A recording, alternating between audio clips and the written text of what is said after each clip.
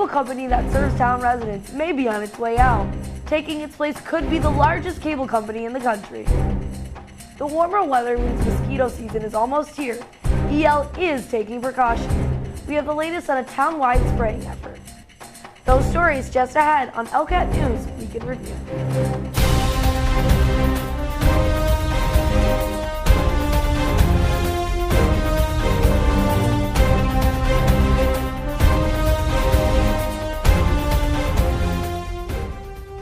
Good evening, I'm Yasmin Najibi.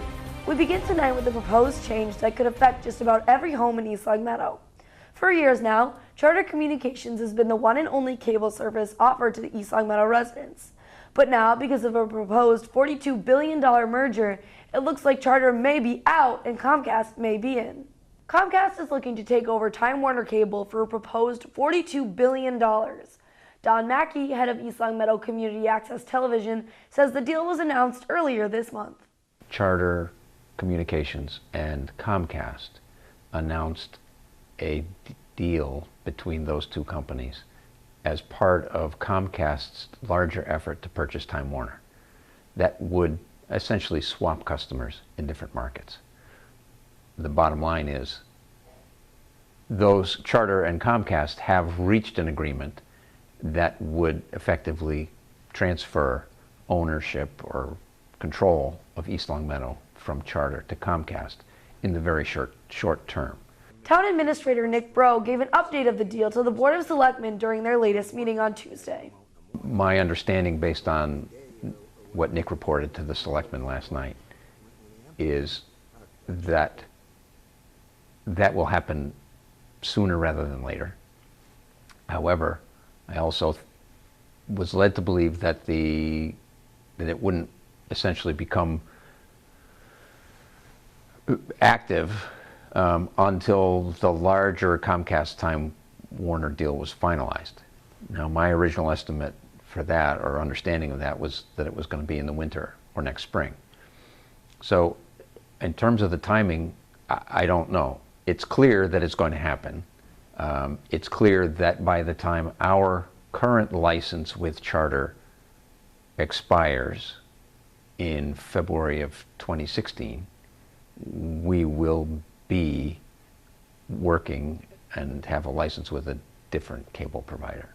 So what will that mean for East Meadow subscribers and to ELCAT? Programming will be Comcast programming versus Charter programming. In terms of what it will provide for our operation for PEG support, that will have to be negotiated, and the tricky part of this right now is we're in the process of negotiating that renewal, but we're not really sure which entity we're negotiating with. Right now we have to negotiate with Charter because they're still basically the cable provider. But at what point do the terms and the possibilities of that negotiation go over to Comcast? Mackey says the East Meadow Cable Advisory Committee is looking into how the merger will affect the town's cable renewal process, which is this year. Comcast is a huge company that owns a lot of media production resources that Charter does not own. So in terms of being able to provide content for Comcast to acquire content to deliver to customers, there's a bigger variety of content that's more accessible to them than it is to Charter. So I think people can reasonably expect to see more channels, and we're in the process now on the Cable Advisory Committee, which is made up of members of the community, myself, and a liaison from the Board of Selectmen. Now just starting to investigate what are other communities in Western Mass or the Pioneer Valley, what do their Comcast deals look like? What's available for programming? If you'd like more information, residents are encouraged to come to the upcoming public hearing on cable renewal June 19th at 7 p.m. at the ELCAT studio located next to the superintendent's office behind the high school. Also making news tonight, no decision just yet from the Board of Selectmen on a key position at the Recreation Department. Rec Director Colin Drury says he received an overwhelming number of applications for the administrative assistant's position, vacated recently by Carol Shank, who served the town in that position for more than 30 years. 31 years of service for the town of East Longmeadow. Some of the things I like to say about her is that she signed me up for baseball when I was 5 years old. So it was really kind of a fun aspect and a fun joke that we kind of had, over the past couple of years that I was the director.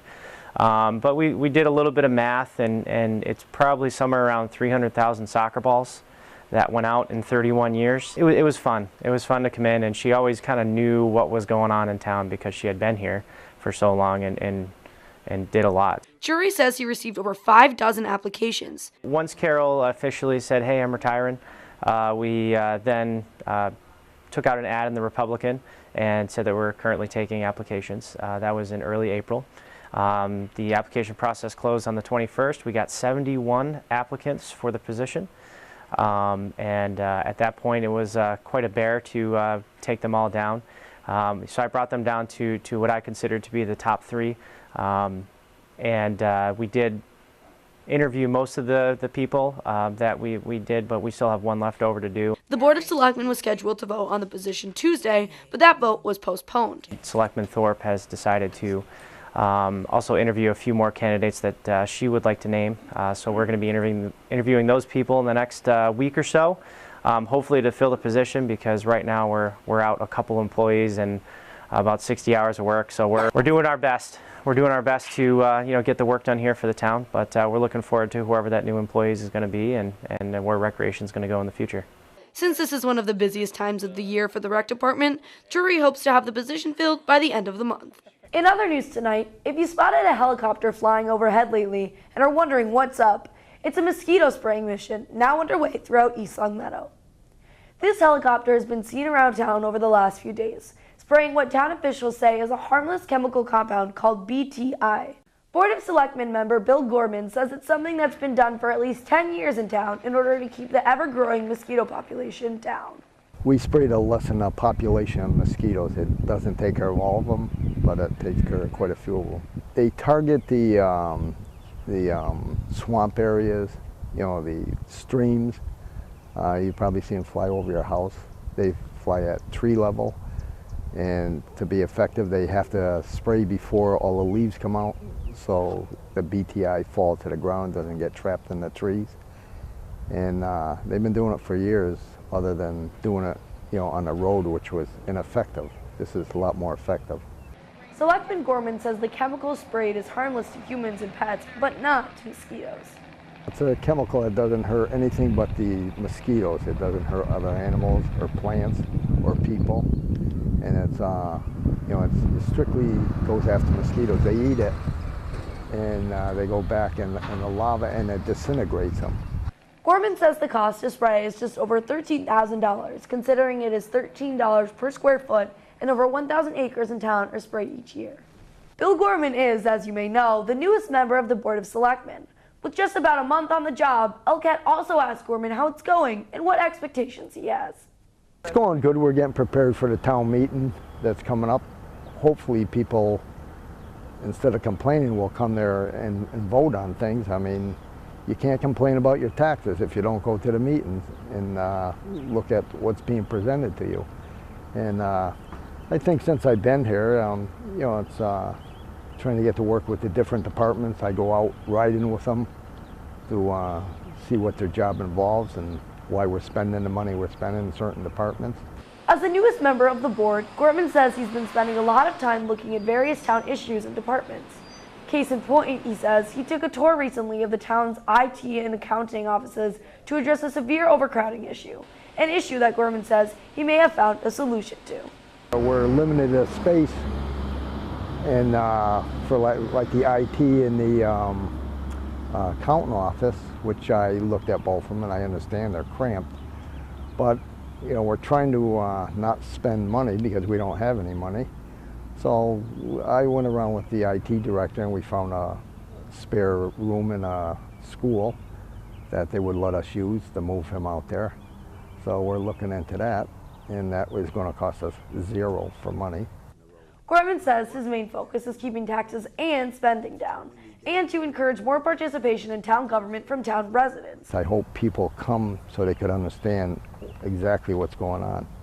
But like I say, you can't complain about the taxes if you don't come to the meeting. You've got to come and see what's going on and voice your opinion. The annual town meeting is next Monday, May 19th, at East Long Meadow High School at 7 p.m.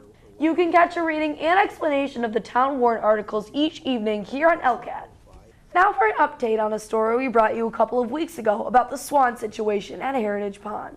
Town residents were quite concerned that only one swan made it back from wintering at Lupa Zoo. Well, we're happy to let you know that the male swan has now rejoined his female companion. The swans, who mate for life, spend their winters at Lupa Zoo and are placed back into Heritage Pond in the spring. However, this spring proved to be a bit different. The DPW's John Collins says issues at Lupa forced the release of the swans a bit earlier than usual, and because it's mating season, the male swan became aggressive. We had received them a little earlier than we normally do from the winter, and the male was very aggressive. It's part of their mating season, and he had like attacked some people down at the park, and he was very aggressive, and we don't usually see that. But again, they were out a little bit earlier than usual this year. Probably we'll reschedule that to keep them back in a few more weeks before we release them. Collins says no one was seriously injured, and the Heritage Pond area is safe. But he does say that the situation should send the message home to town residents that the signs not to feed the ducks and swans are there for a reason. Despite less than perfect weather conditions, the East Long Meadow Garden Club held its annual plant and bake sale over the weekend. Organizers had the sale at Heritage Park under the pavilion on Saturday. The rain didn't keep people away. We're told sales were good and all proceeds go toward the East Long Meadow Garden Club Scholarship Foundation. We sell our perennials. We divide our perennials and we sell them. And we also have a few like our geraniums that one of the town residents grows and brings to us every year. We also have a bake sale. And the money that we make goes for scholarships and also for our different club projects. No word on how much money was raised during the weekend fundraiser. The Garden Club presented this year's scholarship winner earlier this week during the East Long Meadow High School Awards Night. Dozens of students accepted awards from monetary college scholarships to book awards, high achievement in various subjects, and overall academics. Most of the recipients are seniors, however, several juniors did make it on the list. Congratulations to all award winners, and congrats to ELHS seniors who graduate on June 1st. That'll do it for us tonight. Thanks for watching ELCAT News Week in Review. I'm Yasmina GB. Until next week, good night.